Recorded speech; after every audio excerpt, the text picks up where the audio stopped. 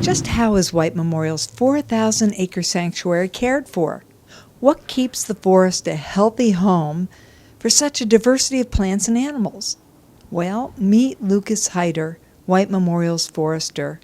His job is to follow and update the 15-year forest management plan. Lukas's meticulous research and assessment of the state of White Memorial Foundation Sanctuary shapes the decisions of how to harvest the forest. In making a management plan, it's a fairly involved process. Starting out with some office work with maps and doing some reconnaissance of what we have, looking at the old management plan, and then once you have some information under your belt, you head out to the woods and actually measure trees. And we break down the forest, the 4,000 acres of White Memorial, into compartments, which is a big block, and then those compartments are broken further down into stands. Once we have the stand delineated, then we can head out into the stand and do measurements. And instead of measuring every single tree, which would take too much time, we try to take 10 plots per stand maximum, and then average that data. And with all the data, when we get back to the office, then we can come up with some ideas. We can see how many trees per acre, if they're healthy, if they're the species that we want, insect or disease issues, is management feasible or not. What I would look for is poor quality trees that are diseased or not as vigorous, or crowding out a more vigorous tree or a species that may not be as desirable.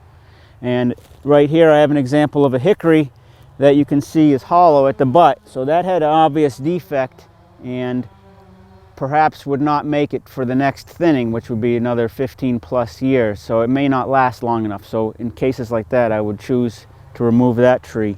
So not every dead tree or diseased tree we will cut. I'm standing next to an example of a white pine snag. This is a standing dead tree, and this does have wildlife usage. You can see large holes from woodpeckers. There's small holes from beetles and other insects.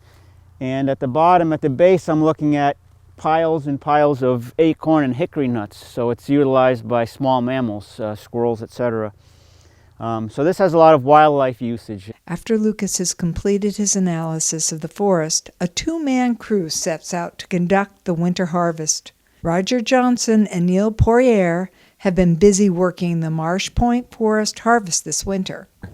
During the summertime, we do take care of a lot of the trails and clean up the park.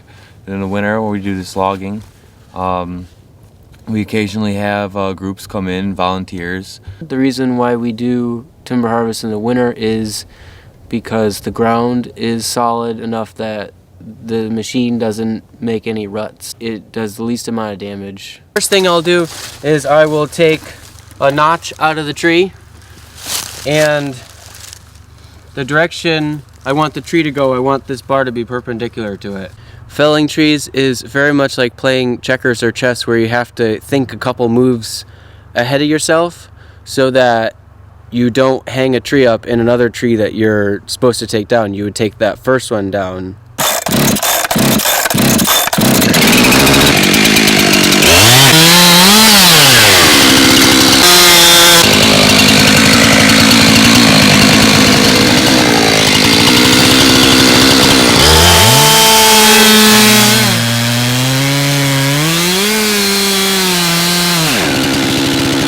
So you might want to move your tripod.